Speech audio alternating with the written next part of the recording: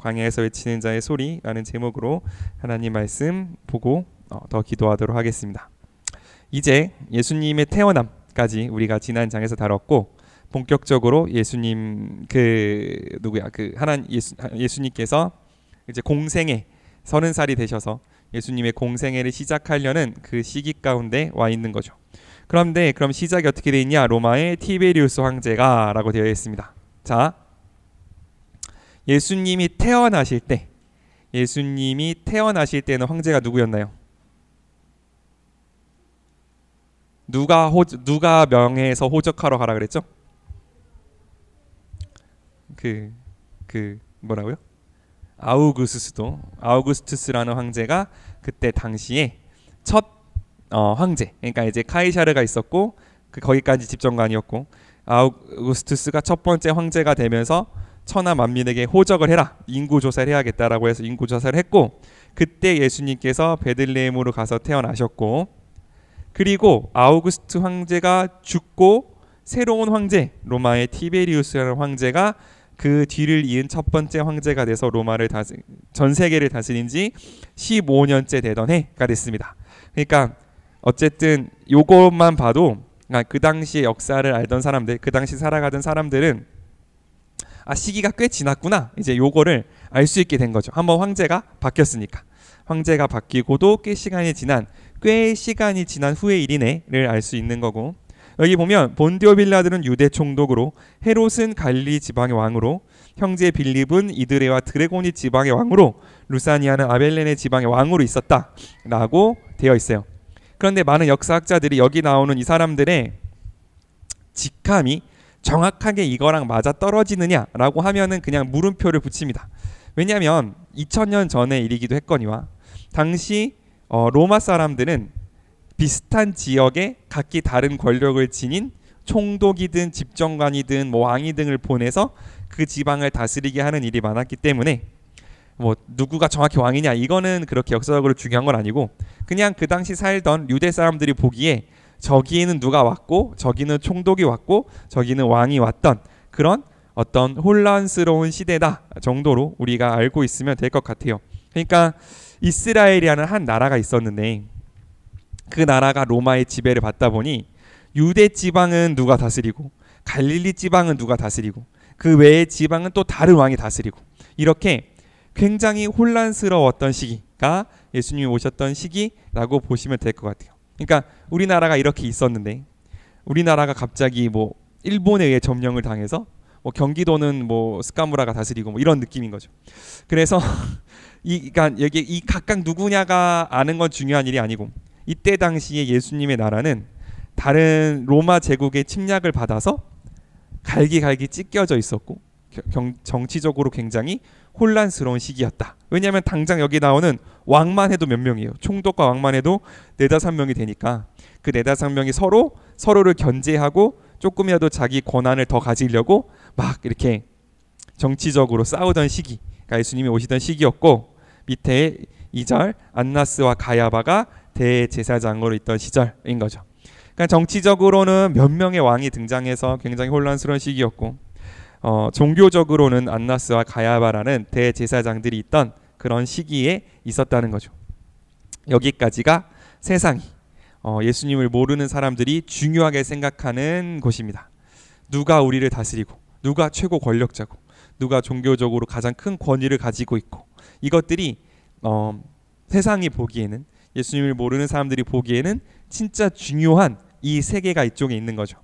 그런데 우리 그 2절 후반절 한번 같이 읽겠습니다. 2절의 후반절, 바로 그 무렵부터 시작하는 2절의 후반절을 같이 읽겠습니다. 시작. 바로 그 무렵 하나님의 말씀이 광야에 있는 사가랴의 아들 요한에게 들려왔다. 바로 그때, 그러니까 이 세상은 자기가 중요하다고 생각하는 정치적인 권력을 두고 막 싸우고 있고, 또는 종교적인 어떤 권위를 두고 막 싸우고 있는 그때에 하나님의 나라는 어디서 임했냐면 광야에 있는 사가랴의 아들 요한에게서부터 임해왔다라는 거죠. 그러니까 여기서 성경은 뭘 말하고 있냐면, 하나님의 복음은, 하나님의 나라는 세상 사람들이 중요하게 생각하는 거기에서부터 완전히 떨어진, 완전히 별개인, 중요한 것이 있을 수도 없고 어쩌기 보면 사람이 살 수도 없는 광야에서부터 하나님의 복음이 들려왔는데, 누구를 통해서 들려왔냐면 사가랴의 아들 요한에게 들려왔다라는 거죠. 그러면 우리가 이렇게 생각해 볼 수 있는 거죠. 이 사가랴의 아들 요한이 한 말이 뭐래요? 하나님의 말씀이래요. 이게 무슨 뜻일까?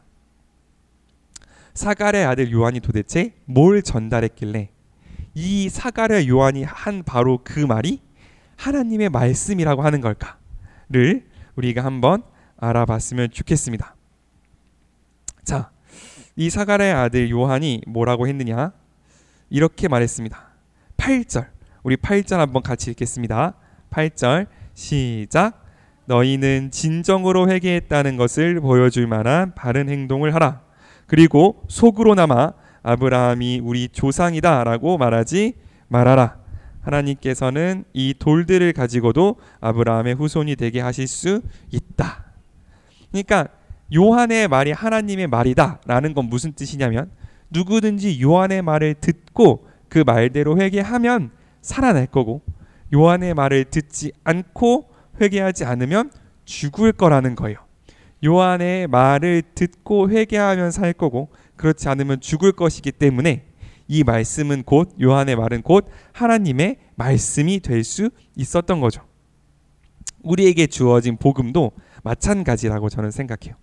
우리의 삶이, 그리고 우리가 전하는 복음이, 또 우리가 해주는 기도가 하나님의 말씀, 하나님의 기도, 하나님의 일이 될 수 있는 이유는 뭐냐면, 그 사람이 너무 거룩하거나 그 사람이 너무 하나님을 잘 따라서 뭔가 이 삶의 모범이 될 만하거나, 물론 그것도 중요하겠지만 그보다는 그 속에 담겨있는 메시지가, 그 속에 담겨있는 그 초점이 어디에 가 있냐면 하나님의 구원에 가 있기 때문인 거죠.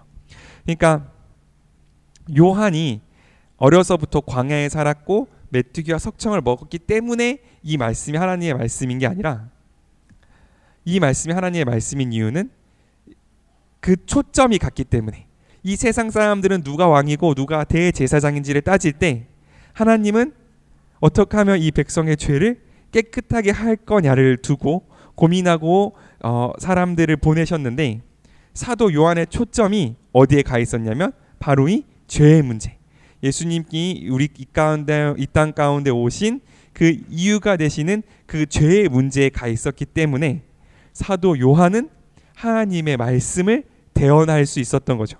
그리고 그 자신이 광야에 살고 메뚜기와 석청을 먹고 낙타 털옷을 입음으로써 내가 전하는 이 메시지가 그냥 번뜩 해온 말이 아니라, 그냥 어디서 듣고 전달하는 말이 아니라 내 인생을 걸고 내 삶을 걸고 전달하는 메시지임을 선포할 수 있었기 때문에, 세례 요한이, 침례 요한이 이 요단강에서부터 선포한 이 말씀을 가리켜 성경은 하나님의 말씀이 광야에서부터 들려왔다라고 말씀해 주고 있는 거라고 저는 생각합니다.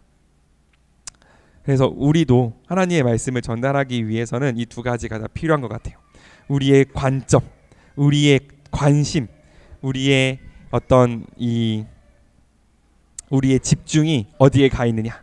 세상 사람들과 똑같이 그냥 누가 권력자고 누가 돈을 많이 벌고 누가 더 어떤 자신의 꿈을 잘 펼쳐나가느냐에 있는지, 아니면 정말 그 한 영혼, 한 사람, 나의 옆에 있는 이 한 영혼의 구원, 한 영혼의 그 상태에 관심이 있는지, 그리고 내가 만약 이 영혼의 상태, 이 영혼의 죄의 문제에 관심이 있다면 내 삶의 모든 것들이 그것에 맞게 세팅되어 있는가, 그렇게 말했을 때 부끄럽지 않은 내 삶의 모습이 세팅되어 있는지를 우리가 한번 돌아볼 수 있으면 좋겠습니다. 그래서 하나님의 마음을 가졌을 때, 그리고 그 말씀에 합당한 내 삶의 모습을 가졌을 때 하나님께서는 우리를 통하여 자신의 말씀을 선포할 수 있는 바로 그 축복의 통로가 될 수 있다는 사실을 우리가 기억할 수 있으면 좋겠습니다. 그런데 요한이 그런 삶을 살았는데, 요한이 우리 아까 말한 것처럼 8절 회개를 촉구했잖아요. 근데 회개를 촉구할 때 그 회개하려고 나온 사람들이 있을 거잖아요. 그 사람들이 뭐라고 했냐면 7절처럼 얘기했습니다. 7절은 제가 읽겠습니다. 요한은 세례받으러 나오는 사람들이 이렇게 꾸짖었다. 독사의 자식들아, 누가 너희더러 앞으로 내릴 하나님의 무서운 벌을 피하라고 했느냐. 그러니까 내가 뭔가 잘못한 것 같아서 뉘우치려고 나왔어요. 뉘우치려고 나왔는데 앞에 있는 사람이 야, 이 독사의 자식아 이러면 상당히 당황스러울 거잖아요. 뭐야 이거 이렇게 될 건데, 어쨌든 나도 요한 한 성깔 했다. 그러니까 광야에 사는 게 심성에 고운 영향을 미치지 않았을 거다. 뭐 이런 것들을 생각해 볼 수도 있는 거죠. 왜냐하면 힘들잖아요. 그러니까 첫동 만났는데 이 독사의 자식들아, 그러니까 모르는 사람이 내 죄를 용서받으러 나왔는데 첫 마디가 독사의 자식들아를 뱉을 수 있을 정도면 아무튼 상당한 사람이었다라는 걸 하나 알 수 있는 거고, 두 번째는 뭐냐면 그럼 왜 그렇게까지 말했을까를 우리가 한번 생각해 봐야 되는 거죠. 그 사람들이 도대체 어떤 마음을 갖고 왔길래, 어떤 생각을 갖고 살았길래 이 사도 요한은 독사의 자식들아라는 아주 이렇게 심한 말을 하면서까지 그들을 회개시켜야 했는가를 봐야 되는데, 이 사람들 어떤 생각을 했냐면 우리가 아까 읽었던 8절에 이렇게 생각하고 있었대요. 속으로 아브라함이 우리 조상인데 라고 생각했다는 거죠.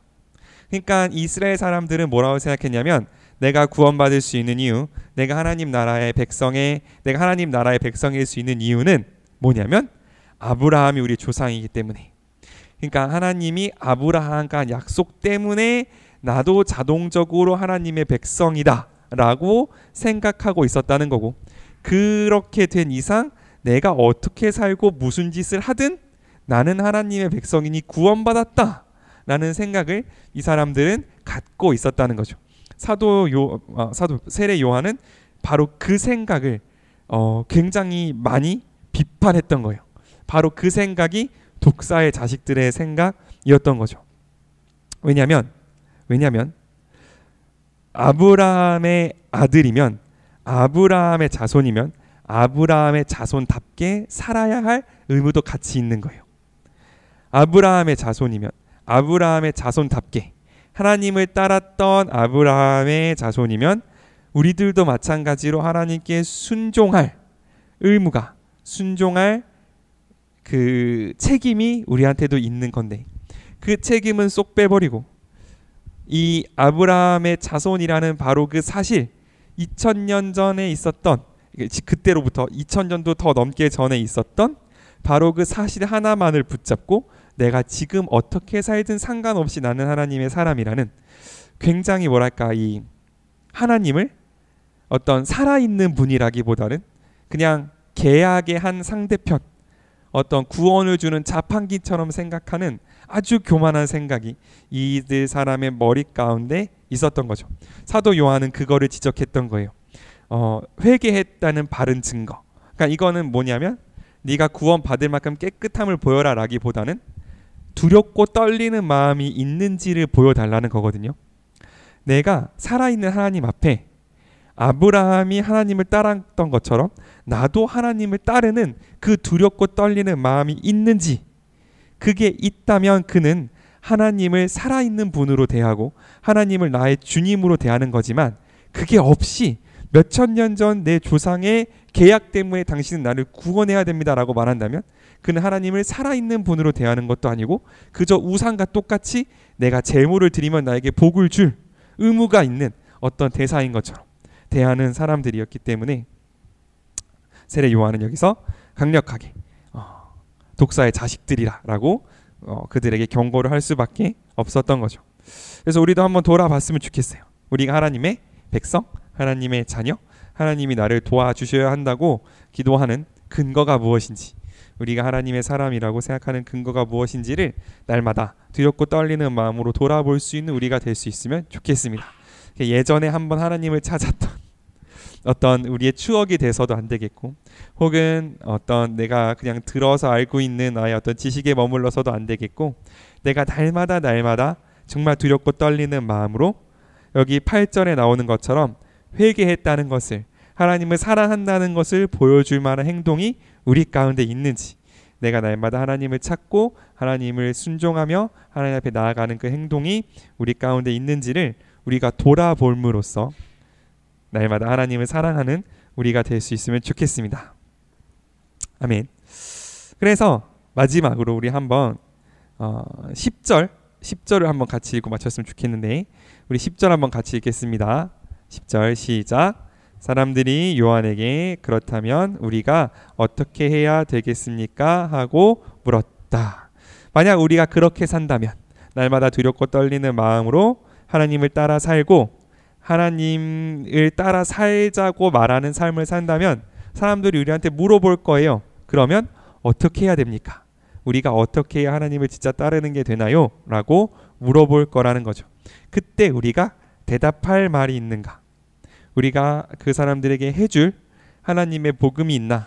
내 삶 가운데 녹아든 그래서 내 삶으로 꺼내서 보여줄 수 있는 이 한마디로 응축된 복음이 우리 가운데 있는지 그 하나님과의 관계가 우리 가운데 있는지를 우리가 한번 고민해보고 우리가 그것을 구하며 또 이번 한 주를 살아가는 저와 여러분 될 수 있으면 좋겠습니다. 아멘.